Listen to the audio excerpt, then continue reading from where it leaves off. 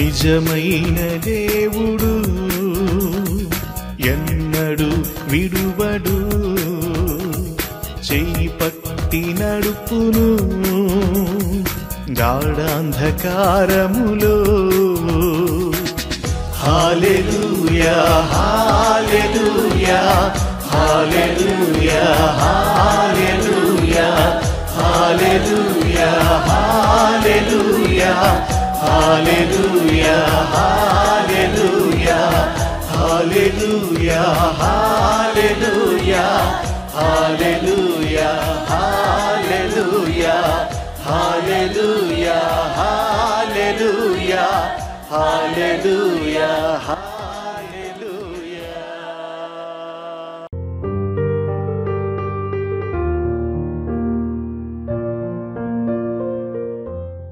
నిజమైన దేవుడు అనే శీర్షికలో ఈ సమయంలో I am who I am, ఉన్నవాడను అనువాడను అనే దాని మీద వాళ్ళు ధ్యానిస్తాం. దేవుడు తన గురించి తను చెప్పుకుంటున్నాడు, తన పేరుని వెల్లడిపరిచాడు. దాన్ని ధ్యానిస్తూ బైబిల్లోకి వెళ్దాం. నిజమైన దేవుని వివరణ నెంబర్ 1 చదువుదలి. నిర్గమకాండంలో దేవుడు తన సొంత పేరును మొట్టమొదటిసారిగా పేర్కొన్నాడు. ఈ యొక్క వివరణలోనికి వెళ్తారండి, అదొక మెసేజ్. ఇంకో రోజు దాన్ని ధ్యానిస్తాం. అబ్రహాముకు ముందుగా తెరహు ఏమి ఆరాధన చేశాడు, తర్వాత ఆరిజిన్ ఆఫ్ ది రిలీజన్స్ అన్ని వెళ్ళేటప్పుడు ఈ యొక్క సృష్టి ఆరంభంలో ఎలాగ ఆరాధనలు చేశారని ఒకరోజు ధ్యానిద్దాం. కానీ ఇవాళ ఈ పర్టికులర్ అంశం మీద ధ్యానిద్దాం. మళ్ళీ చదువుతలి. నిర్గమకాండంలో దేవుడు తన సొంత పేరు మొదటిసారిగా తెలియజేశాడు. తర్వాత దేవుడు మోషేతో నేనే అని చెప్పాడు. దేవుడు మోషేతో నేనే అది ఇంగ్లీష్లో మనం చెప్పేటంటే I am who I am, నేనే అని చెప్పాడు. తర్వాత ఇశ్రాయేలు ప్రజలతో ఇలాగ చెప్పు, నేను నిన్ను పంపానని. ఇశ్రాయేలు ప్రజల దగ్గరికి వెళ్ళేటప్పుడు మోషేకి క్వశ్చన్ వస్తుంది అనమాట. నేను ఎలాగే వాళ్ళకి తెలియజేసుకుంటాను, నువ్వు పంపించాను ఎలా చెప్తాను అనేటప్పుడు మొట్టమొదటిగా నామ గురించి చెప్తాడు, తర్వాత సూచనల తర్వాత తెలియజేస్తాడు. మళ్ళీ ఒకసారి చదువుతలి. ఇశ్రాయేలు ప్రజలతో ఇలా చెప్పు, నేను నిన్ను పంపానని, నేనే నిన్ను పంపానని. తర్వాత నేను అనే పేరు దేవుడు తనను తాను పరిచయం చేసుకోవడానికి ఎంచుకున్నాడు. నేనే దేవుడిని, నేనే అని. దాని వివరణ కిందకు వచ్చేసరికి యేసు ప్రభు గారు దాన్ని ఎలాగా ప్రస్తావించారనే విషయాలు కూడా ధ్యానిస్తాం. తర్వాత నేనే అని దేవుడు 2 సార్లు నేనే అని దేవుడు 2 సార్లు చెప్పాడు. మోషేతో మాట్లాడేటప్పుడు నేనే అనేది 2 సార్లు అని తెలియజేశాడు. దేవుడు తన పేరును యెహోవాని పేర్కొన్నాడు. యెహోవా, దాన్ని యావే అంటారు. ఇవాళ ఇశ్రాయేలీలు ఇవాళ వరకు యేసు ప్రభు అని వారు పూజించరు. ఇవాళ కూడా ఇశ్రాయేలీలు ఇవాళ కూడా యెహోవా దేవుడిని ఆరాధిస్తారు. అక్కడ చెప్తున్నాడు, నా పేరు యెహోవా అని చెప్పాను అంటున్నాడు. తర్వాత దేవుడు అంతములేని శాశ్వతమైన వ్యక్తి అని పేర్కొన్నాడు. దేవుడు అనేవాడు ఏంటంటే అంతం లేనివాడు, ఈజ్ ఫర్ ఎవర్, ఎల్లకాలము ఉండేవాడు, శాశ్వతమైన వాడు దేవుడు. తర్వాత దేవుడు నిజమైన వాడు, అంతిమ వాస్తవికత అతని చిత్తానుసారం. God is real. ఇంకా దేవుడి దగ్గరికి వెళ్ళేసరికి ఉన్నాడా లేదా, చేస్తాడా చేయడానికి ఏం లేదు. ఈజ్ అ రియల్ గాడ్, అంతే. ఆయన ఉన్నవాడు అనువాడు అన్నాడు. చదవమా. దేవుడు నిజమైన వాడు, అంతిమ వాస్తవికత అతని చిత్తానుసారం. అంతిమ వాస్తవికత అంటే చివరికి జరిగేది ఏమిటి అనేది అది దేవుడే డిసైడ్ చేస్తాడు. దాన్ని ఆల్రెడీ మనం బుక్ ఆఫ్ రివల్యూషన్లో, ప్రకటన గ్రంథంలో దాన్ని తెలియజేశాడు. అవి జరుగుతున్నాయి ఆల్రెడీ వాళ్ళ ప్రపంచంలో. తర్వాత దేవుడు మోషేకు తన నమ్మకమైన ఉనికి హామీ ఇచ్చాడు. దేవుడు తన ఉనికిని, ఆ నమ్మకత్వాన్ని మోషేకి తెలియజేశాడు. ఏంటి, దేవుడిని నమ్మకపోతే మనం ఏం పని చేయలేం కదండి. దేవుడి యొక్కకు వచ్చేవాడు దేవుడు ఉన్నాడని దాన్ని వెదక్కి వారికి ఫలం ఇస్తాడని నమ్మాలి. దేవుడిని నమ్మకుంటే ఆయన దగ్గర మనం వెళ్ళలేము, దేవుడిని నమ్మకుంటే ఏ పని కూడా చేయలేము. అదే ఇక్కడ చెప్తున్నాడు, మళ్ళీ చదువుతలే. దేవుడు మోషేకు తన నమ్మకమైన ఉనికి హామీ ఇచ్చాడు. లేకపోతే మోషే వెళ్ళి అన్ని లక్షల మందిని నడిపించే పరిస్థితి మోషేకి లేదు. ఇవాళ నా జీవితంలో చూసినా సరే నాకు ఆ హామీ దేవుడు ఇచ్చాడు కాబట్టి నేను పరిచర్య చేస్తున్న ధైర్యంతో నేను జీవిస్తున్నాను. తర్వాత నేను దేవునికి చెందినవాడును క్రీస్తు శరీరంలో అవయవాన్ని. ఇక్కడ ఏంటంటే మోషే దగ్గర నుంచి మనకు షిఫ్ట్ అయ్యాం, మనకి అనువర్తించుకొని చెప్తున్నాం మన జీవితాలకి. చదవమా. నేను దేవునికి చెందినవాడిని. మన ఎవరండి దేవునికి చెందిన వారం? క్రీస్తు శరీరంలోని అవయవాన్ని. యేసు క్రీస్తు శరీరంలో మనందరం అవయవాలమైనాము. నేను దేవుని చేత మనం స్థాపించబడిన వారము, అభిషేకింపబడిన వారము మరియు ముద్రించబడిన వారము. ఇక్కడ స్టెప్స్ చెప్తున్నాడండి. మొట్టమొదటి చదువు మళ్ళీ ఒకసారి. నేను దేవునికి చెందిన వాడిని. ఫస్ట్ థింగ్ ఏంటంటే we are belong to the God. మన లోకానికి సంబంధించిన వాళ్ళు కాదు, సాతానికి సంబంధించిన వాళ్ళం కాదు, దైవ సంబంధులు నెంబర్ 1. క్రీస్తు శరీరంలోని అవయవాన్ని. మన ఎవరు అంటే ఆయన దేహంలో అవయవాలము, అంటే ఆయనలో ఉన్నవారము. నేను దేవునిచే స్థాపించబడి. అంటే దేవునిలో అవయవాలు అంటే నువ్వు వీళ్ళ అవయవాలు అవుతాను కదా ఇక్కడ చెప్పేది. అదే వివరణ యేసుప్రభు గారు ఇస్తారు. ద్రాక్ష వాళ్ళు నేను తీగలు మీరు, ఎవడు నా యందు ఉంటాడో నేను ఎవని యందు ఉంటా. ఆ యొక్క రిలేషన్ ఉండాలి దేవుడితో మనకి. ఇవాళ ప్రార్థన చేయడం ఏదో నామకార్థ ప్రార్థన చేయడం వల్ల నీ దేవుడితో సత్సంబంధాలు కలిగి ఉండలేవు. దేవుడు నీతో మాట్లాడతాడు, ఒక స్నేహితుల్లో మాట్లాడతాడు. దేవుడు నీ ప్రార్థన వింటానని చెప్పాడు కదండి. మాట్లాడతాడు, మనతో మాట్లాడే దేవుడు. అదే ఇక్కడ చెప్తున్నాడు ఏంటంటే ఆయన అవయవాలు ఉంటాము. నేను దేవునిచే స్థాపించబడి. అంటే స్థాపించబడి we are founded by the God. And దాన్ని ఎఫ్ఎస్సి పత్రికలో పౌలు గారు దాన్ని వివరణ ఇస్తాడు. ప్రీ డెస్టినేషన్ అంటే అనాది సంకల్పంలోనే మనం ఏర్పాటు చేయబడ్డాం. వెంకట ప్రభాకర్ అనేవాడు, లేకపోతే ఇక్కడ ఉన్నవాళ్ళు ఎవరైనా మీరు అనాది సంకల్పంలో ఏర్పాటు చేయబడ్డారు. మధ్యలో వచ్చిన వాళ్ళు కాదు. మీరు స్థాపించబడిన వారు, అభిషేకించడం అంటే అనాయింట్మెంట్ అండి. అభిషేకింపబడడం అంటే ఒక సేవకులకే కాదు, మరి సౌల్ని అభిషేకించారు కదా, దావీదుని అభిషేకించారు, రాజులు కూడా అభిషేకింపబడ్డారు. అనాయింట్మెంట్ అనేది చాలా ఇంపార్టెంట్. ఆత్మ అభిషేకం అంటాడు. అభిషేకించబడ్డాం మరియు ముద్రించబడ్డాం అంటే ఆయన స్వరూపాలు మన అంతే. సీల్ అంటారు. సీల్ ముద్ర అంటే సీల్. అండ్ గవర్నమెంట్ ఆఫీస్లో సంతకం పెట్టిస్తే అయిపోదు. ఏం చేయాలి? అక్కడ ముద్ర వేయాలి. అప్పుడే అది ఆథరైజ్డ్ అవుతుంది. మనం ఎవరు అండి? మనం ముద్రించబడిన వాడు. నువ్వు నా కుమార్తెవి, నువ్వు నా కుమారుడి, దేవుడు ముద్రించాను అంటున్నాడు. తర్వాత దేవుడు అస్తిత్వము మరియు మార్పు లేనివాడు. దేవుడి దగ్గర స్థిరం లేకపోవడం అంటే ఏం లేదు. దేవుడిని నమ్ముకున్నాడు ఊడు చెడిపోడండి. స్థిరమైన దేవుడి మాటలు అవునంటే అవును, కాదంటే కాదు. తర్వాత ఏమంటారంటే మార్పు లేనివాడు. ఇవి నెవర్ చేంజ్. ఏంటి మనం ఎన్నిసార్లు మారిపోతాండి. వీళ్ళు ఒకలాగా ఉంటాం, ఇంటి దగ్గర ఒకలాగా ఉంటాం, బడిలో ఒకలాగా ఉంటాం, స్నేహితులతో ఒకలాగా ఉంటాం. అంటే రకరకాల రూపాలు మనలో నుంచి వస్తుంటాయి. కానీ దేవుడికి అది లేదు. దేవుల్లో ఏకత్వం, మార్పు లేనివాడైనా. లాస్ట్ నేను అనే పదాల సూచన ఇది ఇందాక చెప్పాను కదండి. ఈ నేను అనేది మొదటి యోబు చెప్పింది మనం ధ్యానించాం.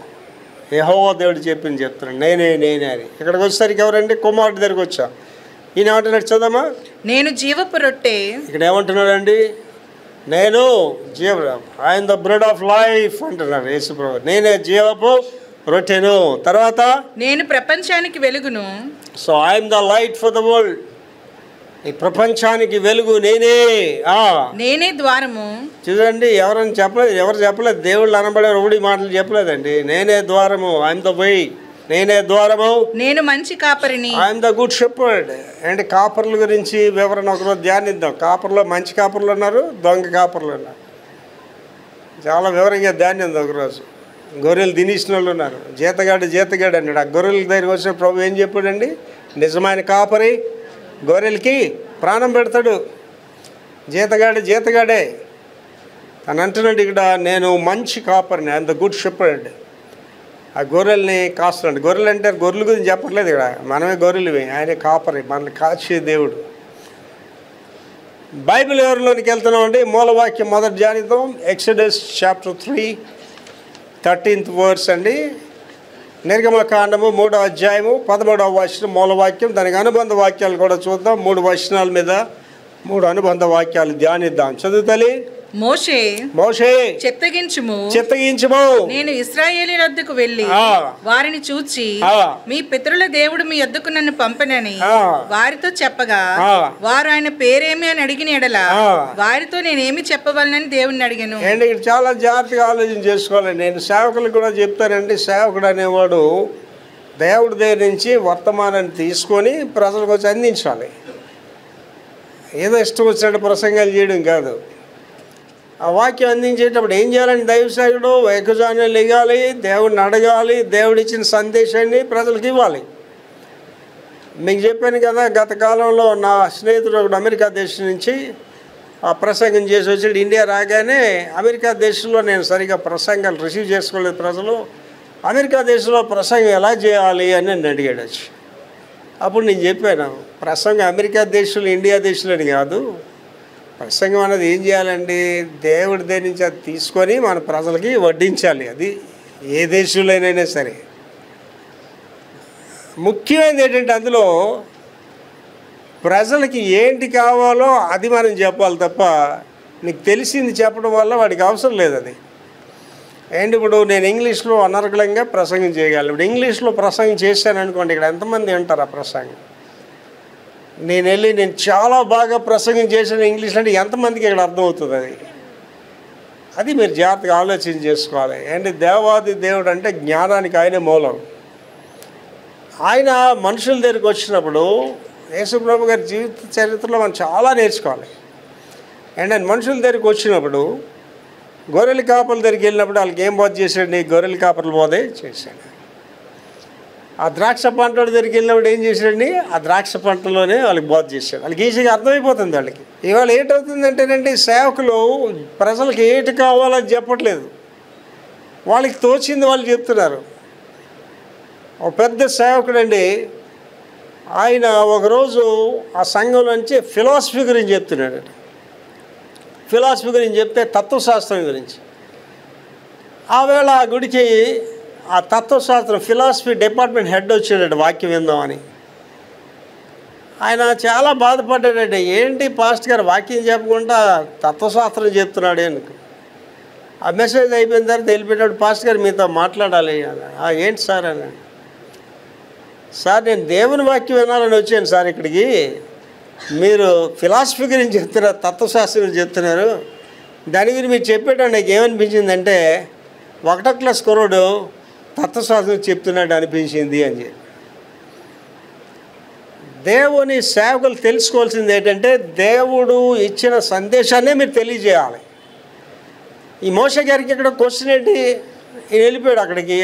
వెళ్ళిన తర్వాత అసలు దేవుడు నిన్ను పంపించాడు అన్నది మాకు సూచన ఏంటి, మాకు ఎలా తెలుస్తుంది అదే చెప్తున్నాడు అనమాట. నేను వాళ్ళకి ఏం చెప్పాలి, మళ్ళీ చదివిన వచనం అంతా. మోషే చిత్తగించుము, నేను ఇశ్రాయేలీయుల వద్దకు వెళ్ళి వారిని చూచి మీ పితరుల దేవుడు మీ వద్దకు నన్ను పంపనని వారితో చెప్పగా వారు ఆయన పేరేమి అని అడిగిన ఎడల వారితో నేనేమి చెప్పవలని దేవుని. That is a very important thing అండి. ఇవాళ సేవకుల పరిస్థితి కూడా ఎలాగుందంటే పైకి భక్తి గల వారి వలె ఉండి దాని శక్తిని ఆశ్రయించిన వారుగా ఉంటున్నారు. నా ప్రార్థనలో నేను రోజు ఏం చేస్తానంటే, ప్రభువా ఏలియా మీ వంటి మానవ స్వభావం కలిగిన వాడే. ఆయన ప్రార్థన చేస్తే 3.5 సంవత్సరాలు వర్షం ఆగిపోయింది. మరలా ఆయన ప్రార్థన చేస్తే వర్షం మళ్ళీ కురిసింది. నేను దానికి ఏం చెప్తున్నా అంటే, దేవుడికి అది గతం ప్రభు, అది పాస్ట్, అది నాకు అది కాదు కావాల్సింది. విక్టర్ ప్రభాకర్ మానవ స్వభావం కలిగిన వాడే, కానీ ఆయన ప్రార్థించేవి జరిగాయి, ఆయన జీవితంలో అద్భుతాలు జరిగాయని ప్రజలు చెప్పాలి ప్రభు అని చెప్పి.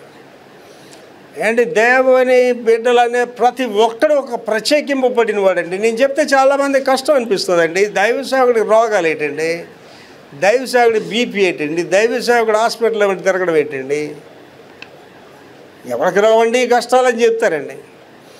అండ్ బైబిల్లో ఎంత స్పష్టంగా మీలో అనేకులు అయోగ్యంగా బల్లను సమీపిస్తున్నారు కాబట్టి రోగులుగా ఉన్నారు అంటున్నాడు.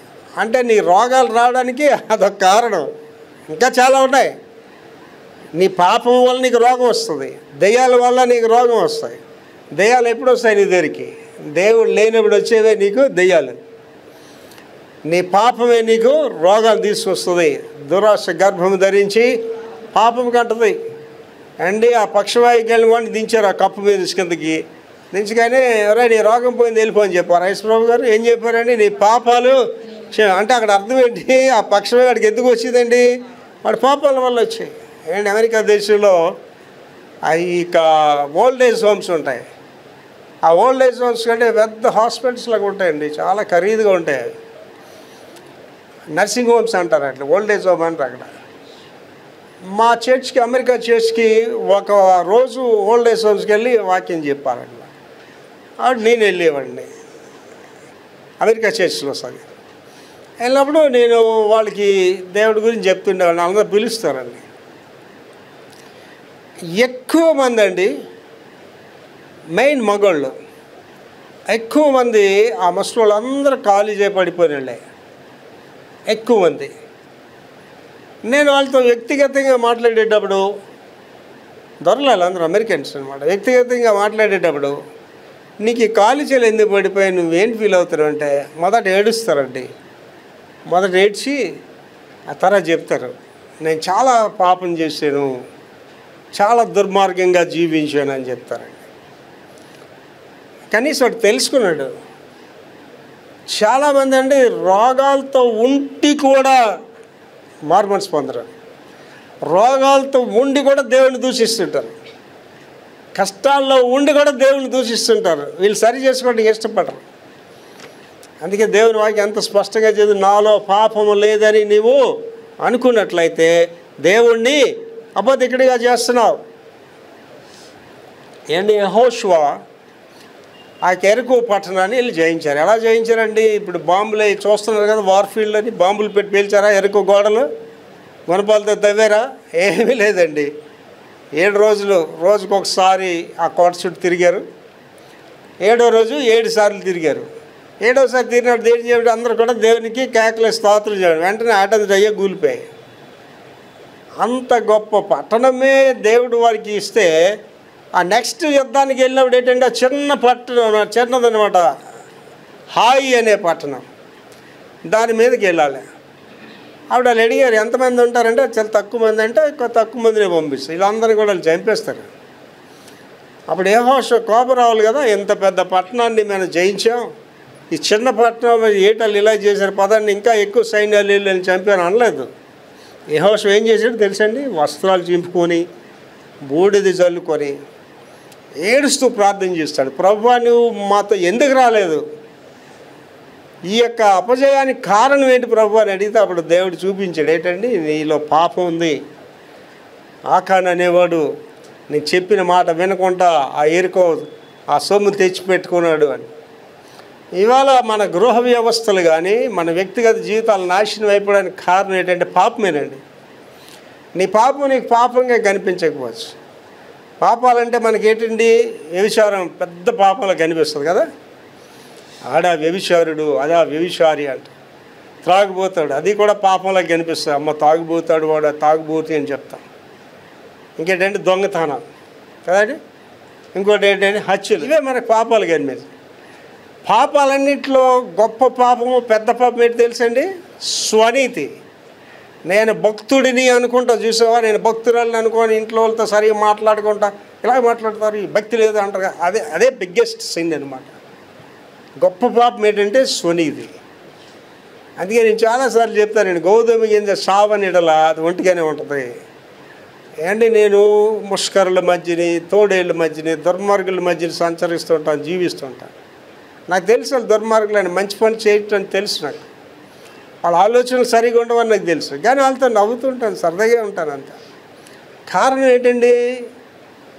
ఏ కర్రకు ఎగ్గుంటే ఆ కర్ర కాలుతుంది. ఇక్కడ కూర్చున్న వాళ్ళందరూ నా మైకులు వింటున్న వాళ్ళతో చెప్తున్నానండి, మోసపోకుడి, దేవుడు వెక్కిరించబడడు. మనుష్యుడా నువ్వేది విత్తావో అది కోస్తామండి.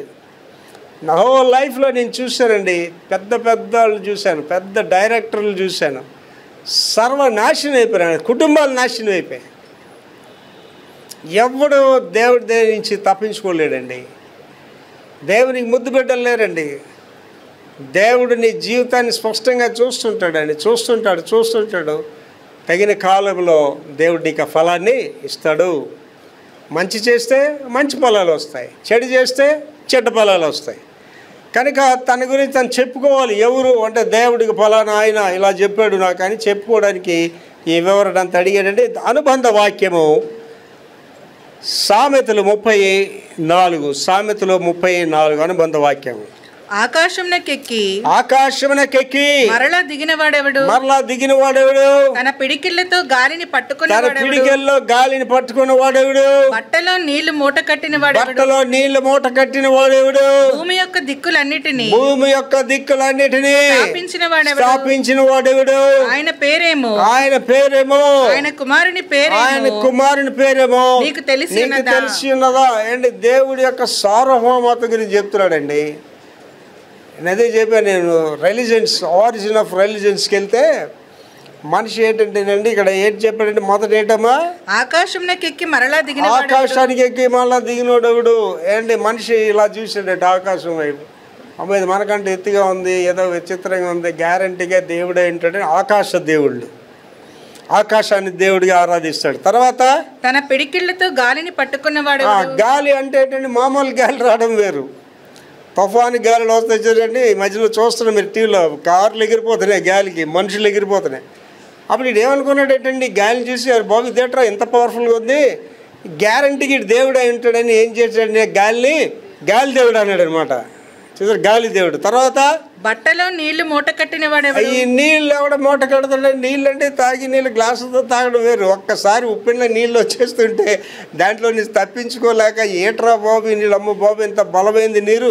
కాబట్టి ఇది కూడా నీళ్లు దేవుడు, గంగమ్మ తల్లి అంటారు కదా, నీళ్లు దేవుడు అన్నారండి. తర్వాత భూమి యొక్క దిక్కులన్నిటిని స్థాపించిన వాడెవడు. భూమి గురించి మనం చూద్దాం. భూమి గురించి కూడా మనిషి కూడా అర్థం కాలేదు. అంటే భూమి ఎలాగున్నదండి, గుండ్రంగా ఉన్నది.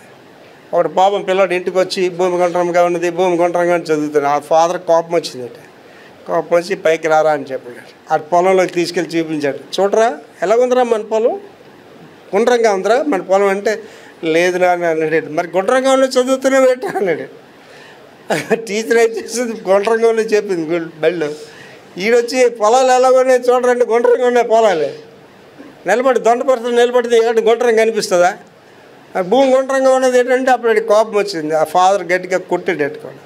అప్పుడు ఆడి భూమి స్కూల్లో ఎలాగుందండి, గుండ్రంగా ఉంది.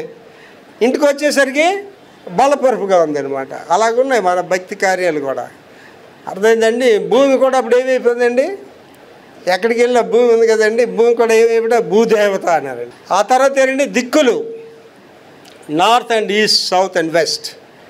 ఈ దిక్కులు ఏంటి స్థాపించిన వాడు ఎవడు అంటాడు.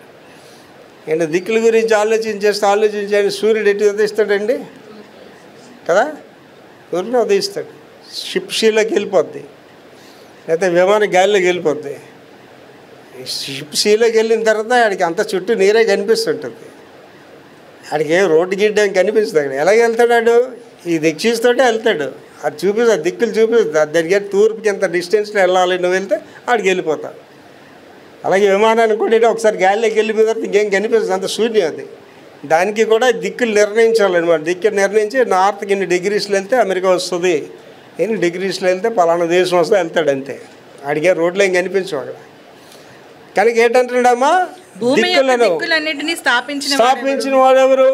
This is a God. అంటే మనిషి అనేవాడు ఎన్ని అద్భుతాలు చేస్తున్నాడు, ఎంత బాంబులు చేస్తున్నాడు, యుద్ధాలు చేస్తున్నాడు. కానీ మనిషి శక్తికి మించిన శక్తి దేవుని యొక్క శక్తి. ఇశ్రాయేలీల గురించి మీరు వింటున్నారు లేదండి, యుద్ధం ఎలా చేస్తున్నారంటే అద్భుతకరమైన యుద్ధం చేస్తున్నారు. ప్రపంచం అంతా ఇశ్రాయేల్ గురించి ప్రార్థన చేస్తుంది. అండి యెరూషలేము గురించి క్షేమం గురించి మీరు ప్రార్థన చేయండి. యెరూషలేము క్షేమం గురించి ప్రార్థన చేసిన వాళ్ళు వర్ధిల్లుతారు. ఇవాళ ఇశ్రాయేలీలు చేస్తున్న యుద్ధం చూసి ప్రపంచానికి అర్థం కావట్లేదు. అమెరికా దేశానికి పేజీలు పేలిపోయేటవాడికి అర్థం కావట్లేదు, వాకీ టైకిలు పేలిపోయేటవాడికి అర్థం కావట్లేదు. ఇరాన్ వాడు ఉద్రేకంగా ఒక 400 పెద్ద మిజైల్స్ వదిలేడండి. అందులో 2-3 వాళ్ళ మీద పడ్డాయి, మిగిలినవన్నీ మధ్యలోనే పేల్చి పడేశారు. వాళ్ళకి అర్థం కావట్లేదు. రోజు తెల్లవారుగానే నేను న్యూస్ చూస్తాను, పడుకునే ముందు కూడా న్యూస్ చూస్తాను. ఇప్పుడు ఇజ్రాయెల్ ఇప్పుడు ఇరాన్ నీళ్ళు కొట్టాలి, నువ్వు ఎలా కొడతారా అని చూసి ఆనందిద్దామని. అందులో ఒకడు ఏం చెప్పాడంటేనండి, ఎనాలిసిస్ట్ ఉంటారు కదండి, విశ్లేషకులు, ఎవరైనా సరే ఇరాన్ చూడాలంటే ఇప్పుడే చూసాడు మ్యాప్లో, తర్వాత ఉండదు మ్యాప్లో అంటాడు. ఇరాన్ వాళ్ళు ఏంటంటేనండి, ముస్లిమ్స్ అందరికీ దేవుడు ఒక ఆశీర్వాదం ఇచ్చాడు. ఏంటన్నాడండి, ఎడమ చేతి ఓటమి కలిగిన వారంట, అడవిగాడిది స్వభావం కలిగిన వారంట. సామిల్ బాబు గారు, నేను ఇప్పుడు కారులో వస్తున్నాను, చర్చికి వచ్చేటప్పుడు ఇద్దరు ముస్లిమ్స్ మా స్కూటర్ల మీద కారుకి అడ్డుగా స్లోగా వెళ్తున్నారనమాట. సామిల్ ఆర్ని కొట్టద్దురా, స్లోగా వెనకతలే కారు వెళ్ళిరా. ఏంటండి చూసి ఆనందించరా, ఇస్మాయిల్ సంతతి భారతదేశమైనా ఏ దేశమైనా ఇలాగే ప్రవర్తిస్తారు రైలు అని చెప్పారు. అంటే ఏంటంటే దేవుడే వాళ్ళకి నిర్ణయించేశాడు, అడవిగాడిది స్వభావం. 400 మిజైల్స్ అంటే అదే 400 మిజైల్స్ కానీ ఇజ్రాయేలీలు వాడితే ఇరాన్ కాదు కదా, ఇంకా పక్క దేశాలు కూడా ఉండవు.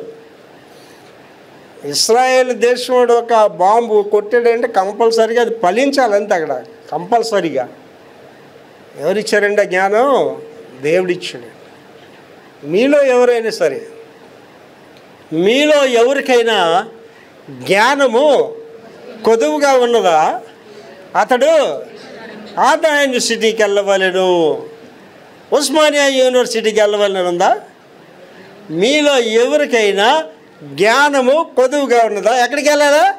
దేవుడి దగ్గరికి వెళ్ళాలి. అమ్మ బాబు ఆయనకి సంబంధం లేదు.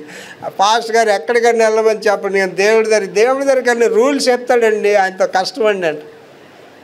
నా దగ్గరికి ఎక్కువ మంది ఎందుకు రారు తెలుసండి, రూల్స్ చెప్తాను. ఎందుకే ఎవరికి ఇష్టం ఉండదు నేనంటే, పద్ధతి చెప్తాను. ఇంట్లోనైనా కష్టమే నాతో, పైవాళ్ళకైనా కష్టమే నాతో. నా దృష్టిలో ఈ మాటలో ఏంటంటే ప్రపంచానికి కూడా పద్ధతి లేనివాడు మనిషి కాదండి. నీలో పద్ధతి అనేది లేకపోతే నువ్వు మనిషివే కాదు అసలు. దాన్ని ఇంగ్లీష్లో పాలసీ అంటారు. పద్ధతి ఉండాలా. అమ్మో ఆవిడతో మాట్లాడితే పద్ధతి కలిగిన మనిషి అండి ఆవిడ, ఆయన పద్ధతి కలిగిన మనిషి అండి అని చెప్పాలి నీ గురించి. పద్ధతి లేని మనిషికి విలువ అనేది ఉండదు. రెండు ఏంటంటే నిత్యము ఉన్నవాడు. దేవుడు అంటే ఇవాళ ఉంటే మాయమైపోయిన దేవుడు కాదు, దేవుడు రాయి అయిపోయిన దేవుడు కాదు, అక్కడ గాలిలో కలిసిపోయిన దేవుడు కాదు, సమాధులు పెట్టలేదు దేవుడిని. ఆయన పెద్ద ఆలయాలు కట్టి ఆ చచ్చిపోయిన దేవుడికి ఆరాధన చేసే దేవుడు కాదు మన దేవుడు. ఎవరైనా నిత్యము ఉన్నవాడు. 14వ వచనం నిర్గమకాండం 3:14. అందుకు దేవుడు నేను ఉన్నవాడను అనువాడనై ఉన్నానని, నేను ఉన్నవాడను అనువాడను, నేను ఉన్నవాడును అనువాడునైనాను మోషేతో చెప్పెను. మరియు ఆయన ఉండుననువాడు మీ యొద్దకు నన్ను పంపినని ఇశ్రాయేలీయులతో చెప్పవాలను. And this is the message of the God to the God servant and to the God's children. దేవుని యొక్క సందేశము, దైవ సేవకుడికి సందేశము, దేవుని పిల్లలకు సందేశం. అర్థమవుతుందండి. మన ఇష్టం వచ్చి చెప్పేది కాదండి, దేవుడు వచ్చి మాట్లాడతాడండి. దేవుడు చెప్పాడండి, మాట్లాడదు. ఇవాళతో మాట్లాడుతున్నాడు మనతో. దేవుడు మాట్లాడతాడు. మనం ఎవరితో మాట్లాడాలి? ప్రజలతో వెళ్ళి మాట్లాడాలి. అది సందేశం. అప్పుడేమైందండి, ఆయన నిత్యము ఉన్నవాడైనా ఏదో గాలి మాటలు కాదు, అటా దేవుడు కాదు మన దేవుడు. Is a real God. ఆ వేళ కానీ మోషే వెళ్ళి ఆ రియాలిటీని, ఆ వాస్తవాన్ని నిరూపించకపోతే ఆ ఫరో వాళ్ళని పైకి పంపించాడు.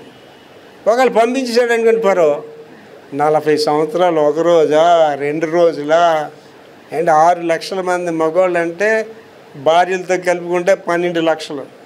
అండ్ ఆ వేళ కుటుంబ నియంత్రణ లేదు కదా, 12 మంది పిల్లలు అంటే నా లెక్క ప్రకారం అయితే 40 లక్షల మంది పైనే జనం. వాళ్ళకి ఎన్ని సంవత్సరాలు దేవుడు పోషించాడండి? 40 సంవత్సరాలు. ఇవాళ మన ఇంట్లో 2-3కే తిండి లేని పరిస్థితులు కూడా ఉంటాయి. సరైన కూర లేని పరిస్థితులు ఉంటాయి, ఒక పూట తిన్న వాళ్ళు కూడా ఉంటారు భారతదేశంలో. కనుక ఇక్కడ ఏమంటున్నాడండి, ఆయన నిత్యము ఉండే దేవుడైన అనుబంధ వాక్యం అండి. Book of revolution chapter 1 verse 8, ప్రకటన గ్రంథము 1వ అధ్యాయం 8వ వచనం. అల్ఫాయు ఒమేగయు నేనే, ఆల్ఫా ఒమేగయు నేనే, వర్తమాన భూత భవిష్యత్ కాలములలో, వర్తమాన భూత భవిష్యత్ కాలాల్లో ఉండువాడను నేనే, ఉండువాడను నేనే, సర్వాధికారియు సర్వాధికారియు దేవుడు నాకు ప్రభు సెలవిచ్చుచున్నాడు. దేవుడు నాకు సెలవిస్తున్నాడు. ఏంటి చెప్తున్నాడు, మళ్ళీ చదవమా. అల్ఫాయు ఒమేగయు నేనే. ఆల్ఫాయు ఒమేగా అంటే ఆది అంతము నేనే. I'm the beginning and I'm the end. అన్నీ దేవుడితోటే స్టార్ట్ అవుతాయి. దేవుడు లేకుండా ఏది లేదండి. పరలోక ప్రార్థనలో ప్రభు అది మనకి నేర్పించాడు. పరలోకమందు నీ చిత్తము నెరవేరులాగున భూమి మీద నెరవేరునుగాక. అండి దేవుడు నీకు ఇవ్వకపోతే నీకేది రాదండి. నీకు ప్రపంచం అంతా నీకు సపోర్ట్ చేస్తే సరే, దేవుడు నీకు ఇవ్వకపోతే అది నీకు రాదు. నీకు ఏదైనా రావాలంటే దేవుడు అది నీకు ఇవ్వాలి. ఏమంటున్నాడండి, ఆల్ఫా ఒమేగా నేనే, వర్తమాన భూత భవిష్యత్ కాలములలో, వర్తమాన భూత భవిష్యత్ కాలం అంటే పాస్ట్, ప్రెజెంట్, ఫ్యూచర్. ఇవన్నీ భవిష్యత్ కాలములలో భవిష్యత్ కాలంలో ఉండువాడను నేనే. నేనే అంటే ఏ దేవుడు ఆది కాండంలో ఉన్నాడో అదే దేవుడు నూతన బాధనలో ఉన్నాడు. అదే దేవుడు ఇప్పుడు ఉన్నాడు. The same God. నిన్న నేడు నిరంతరము మార్పు లేని దేవుడు మన దేవుడు అండి. నిజమైన దేవుడు అండి. అదే అర్థమవుతుందండి. ఆయన ఒకే దేవుడు. ఆయన తండ్రి అయిన దేవుడు శరీరం దాల్చుకొని వచ్చాడు. అది శిలువ మరణం పొందాలి, రక్తం చిందించడానికి, మళ్ళీ రక్షించడానికి. ఆ తర్వాత ఏంటి, ఇవాళ ఆత్మరూపిగా మనతో ఉన్నాడు. మనం కూడా ఈ శరీరాలు దేవుని రాజ్యానికి ఇలాగ వెళ్తామని అనుకోకండి. ఎవరు కూడా రక్త మాంసములు దేవుని రాజ్యమును స్వతంత్రించుకో. దేవుని రాజ్యం ఆత్మల రాజ్యం. నువ్వు ఎలాగే వెళ్తావు, నీ రూపంలో ఉంటుంది, కానీ మహిమ దేహంలో నువ్వు దేవుని రాజ్యంలో ఉంటావు. ఏమంటాడంటే లాస్ట్ చదవమా. సర్వాధికారియు దేవుడు నాకు ప్రభు సెలవిచ్చుచున్నాడు. దేవుడు నాకు ప్రభు సెలవిస్తాడు. సర్వ అధికారములో కలిగిన వాడండి. సర్వాధికారం. లోక అధికారాలు ఎలాగ ఉంటాయండి, ఒక దేశానికి ఒక చట్టం. ఈ దేశంలో ఒక చట్టం ఉంటే పక్క దేశంలో ఇంకో చట్టం ఉంటుంది. కానీ ఈ సర్వాధికారాలు ఎవరి దగ్గర ఉన్నాయండి, దేవుడి దగ్గర ఉన్నాయి. లాస్ట్ అండి, నిరంతర నామము. అది ఎవర్ లాస్టింగ్ నేమ్, నిరంతర నామము. ఎక్సోడస్ 3:15, నిర్గమకాండము 3:15 చదువురా. మరియు దేవుడు మోషేతో ఇట్లా నేను మోషేతో ఇలా చెప్తున్నాడు, మీ పితరుల దేవుడైన యెహోవా, నీ పితరుల దేవుడైన యెహోవా అనగా అబ్రహాము దేవుడు, ఇస్సాకు దేవుడు, యాకోబు దేవుడైన యెహోవా నీ యొద్దకు నన్ను పంపినని నీవు ఇశ్రాయేలీయులతో చెప్పవలెను. నిరంతరము నా నామము ఇదే, తరతరములకు ఇది నా జ్ఞాపకార్థ నామము. తరతరములకు ఇది జ్ఞాపకార్థ నామం. ఇవాళ ఇశ్రాయేలీలండి, వాళ్ళు ఎంత అతిశయంగా ఫీల్ అవుతారంటే, అబ్రహాము, ఇస్సాకు, యాకోబులు దేవుడు మా దేవుడు అని చెప్తారు. పితరుల దేవుడు. దాన్ని నేను ఒక దగ్గర చెప్పానండి. Link document. ఎవర్రా మీరు? అబ్రహాం, ఇస్సాకు, యాకోబుల సంతతి. ఎక్కడ వెళ్ళి చెప్తుంటారు అన్నమాట. ఈ లింక్ డాక్యుమెంట్ అనేది అవసరం.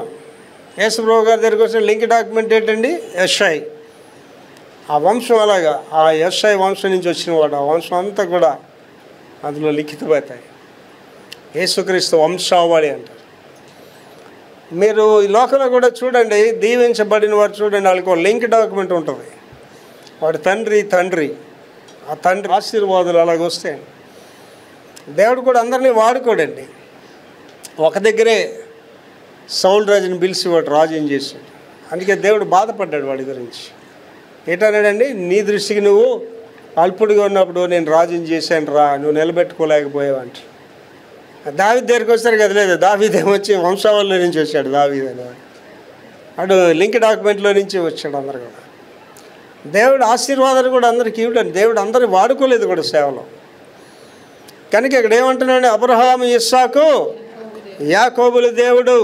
మళ్ళీ చదవరా.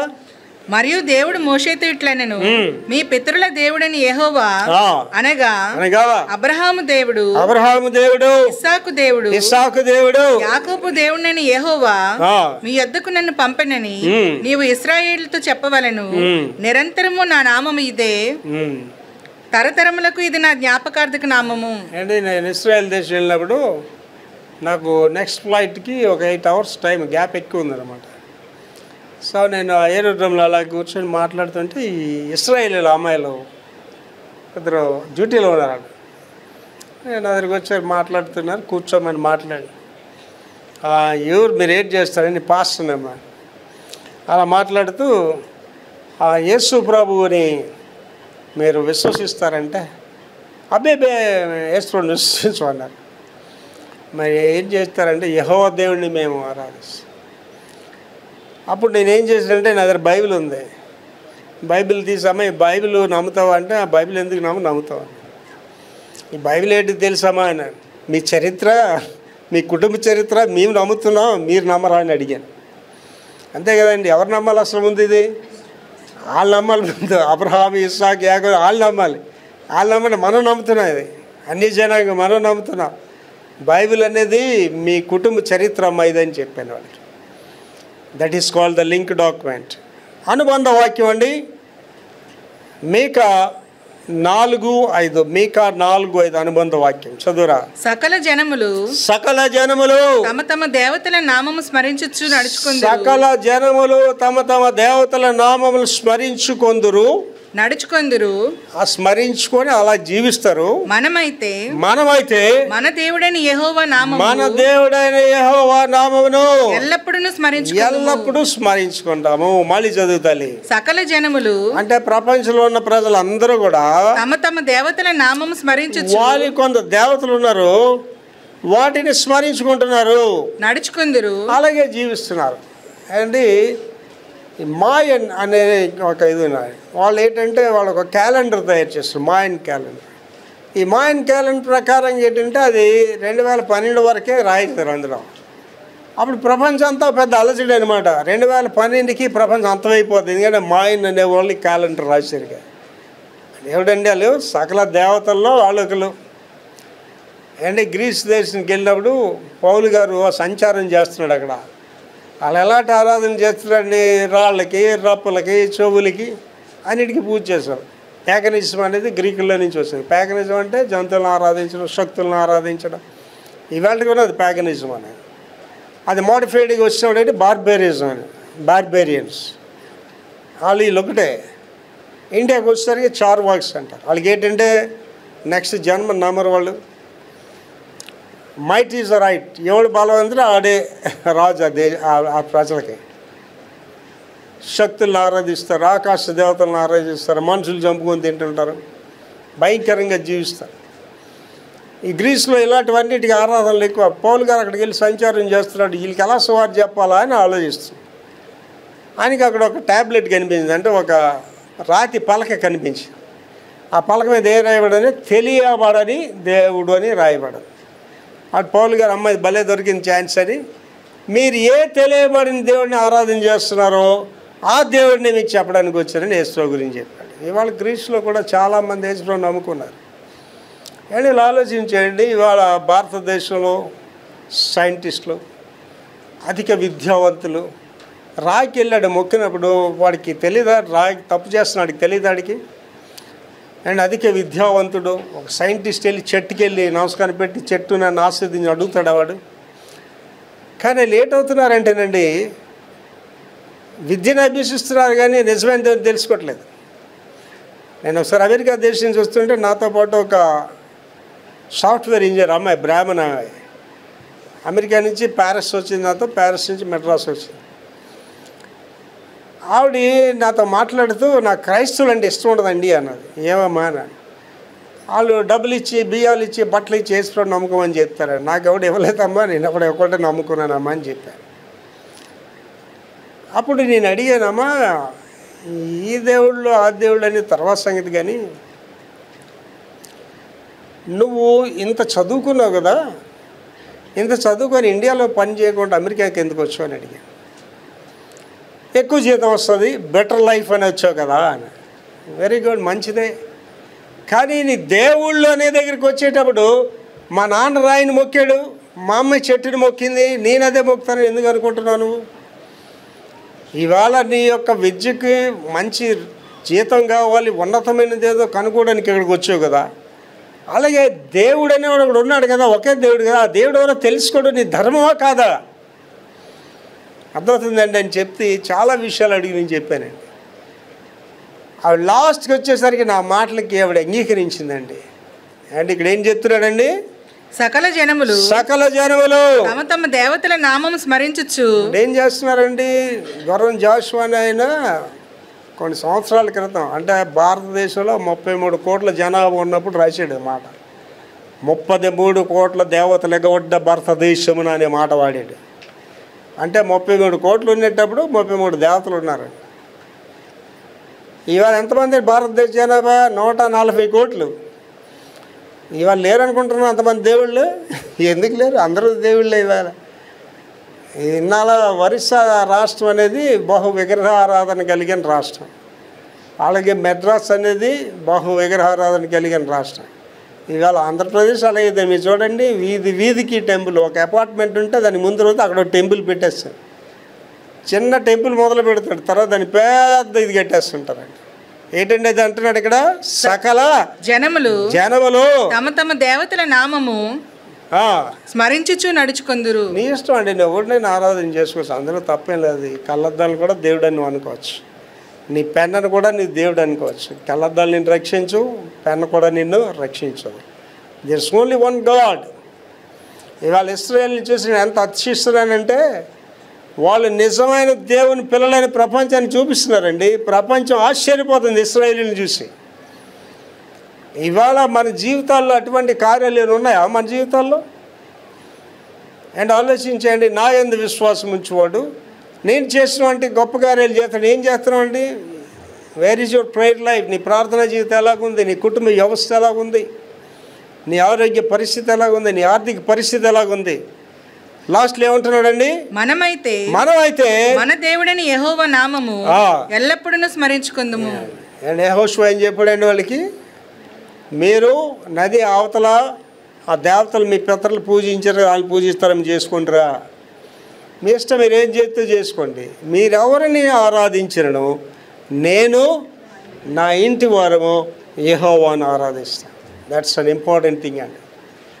ఇవాళండి భక్తి అనేది కానీ అభివృద్ధి అనేది కానీ వ్యక్తితో స్టార్ట్ అయ్యి కుటుంబ వ్యవస్థ నుంచి సమాజానికి వెళ్తుందండి. అండ్ నా వరకు నేను చెప్తానండి, ప్రభు మహిమ కొరకు చెప్తానండి, నన్ను బట్టే నా కుటుంబం నిలబడి ఉన్నది. అమ్మగారు ప్రార్థన చేస్తారా, నా కొడుకు ప్రార్థన చేస్తారా, నా కోడలు ప్రార్థన చేయాలి, అలాంటి ఆలోచన ఏముంటుందండి. నా ప్రార్థన బట్టి నా గృహం నిలబడి ఉంది, నా ప్రార్థన బట్టి నా సంఘం నిలబడి ఉంది. చదవ రెండో భాగం. మనమైతే మన దేవుడైన యెహోవా నామమును ఎల్లప్పుడూ స్మరించుకుందుము. ఎల్లప్పుడూ స్మరించాలండి. దేవుడి యొక్క నామస్మరణ నీకు ఎల్లప్పుడూ నీలో ఉండాలి. అండి మొన్న ఆయన డేవిడ్ రాజు గారు ఆ వాక్యంలో చెప్పారు కదండి, ఆ ఇంటికి దెయ్యాలు వెళ్తే ఆ ఇంట్లో నుంచి ఒక నామస్మరణ వస్తుంది అని చెప్పాడు. ఏ స్మరణ వస్తుంది అన్నాడండి?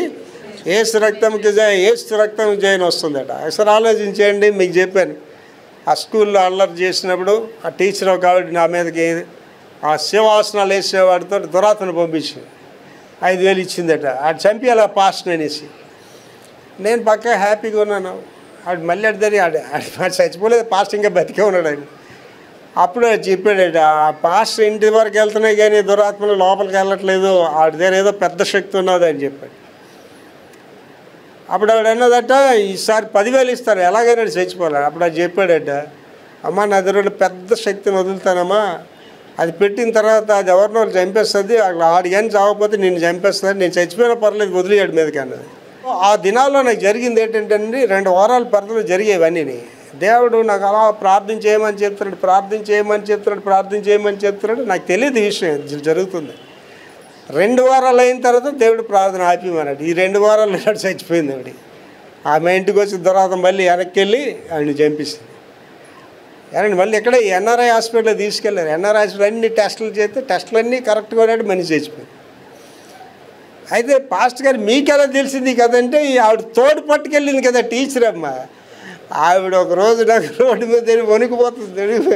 అయ్యగారు మీకు ఒక నిజం చెప్పాలండి, భయం వేస్తుందండి. అయ్యగారు మీ దగ్గర దేవుడు ఉన్నాడండి అని చెప్తుంది. ఏమమ్మా ఇలా పలానా టీచర్ ఇలా చేసిందండి అని చెప్పి డేవిడ్ రాజు గారు చెప్తుంటే నాకు అది జ్ఞాపకం వచ్చింది. అండి ఇవాళ మీరు ప్రభువు నన్ను అతిశయత చెప్తున్నారండి, రోగాలు నా దగ్గర రావడానికి వీలు లేదండి. రోగాలు నా దగ్గర రావడానికి వీలు లేదు, వేయాలని ప్రసక్తి లేదు, మన దగ్గర రావడానికి వీలు లేదు. ఏంటో చదవండి లాస్ట్ 2వ భాగం. మనమైతే మన దేవుడని యెహోవా నామమును ఎల్లప్పుడూ స్మరించుకుందుము. Are you doing that? మీరు చేస్తున్నారా? ఎల్లప్పుడూ ధ్యానిస్తున్నారా? అండి నాకు ఏ నామం తప్ప ఇంకో నామం ఉండదండి. నేను అన్ని జనులకి వెళ్ళనండి. నువ్వు భక్తుడివో భక్తురాలో కాదు చెప్పాలంటే నీ స్నేహితులు చూపిస్తే చెప్తారన్నాడు కదా. Show me your friend I will tell what you are. నువ్వు అలాంటి స్నేహితులతో తిరుగుతున్నా చూపిస్తే నువ్వు భక్తుడో కాదో తెలిసిపోద్ది. నాకు అన్ని స్నేహితులు లేరండి. నా టైం ఒక్క గడి కూడా ఒకటికి ఇవ్వనండి. నేను నాకు 24 గంటలు చాలు అండి. దేవునితోటే గడుపుతాను, దేవుని కార్యాల మీదే గడుపుతాను. ఏమంటాడమ్మా 2వ భాగంలో? మనమైతే మన దేవుడని యెహోవా నామమును ఎల్లప్పుడూ స్మరించుకుందుము. Are you doing that? ఎల్లప్పుడూ స్మరిస్తున్నావా? లేచినా, పడుకున్నా, కూర్చున్నా అదే కదా ధర్మశాస్త్రం అదే చెప్తున్నాడు కదా. మీ పిల్లలకి బాసికల్గా కట్టండి, మీ గౌనుల మీద రాయండి, మీ ఇళ్ళలో పెట్టండి.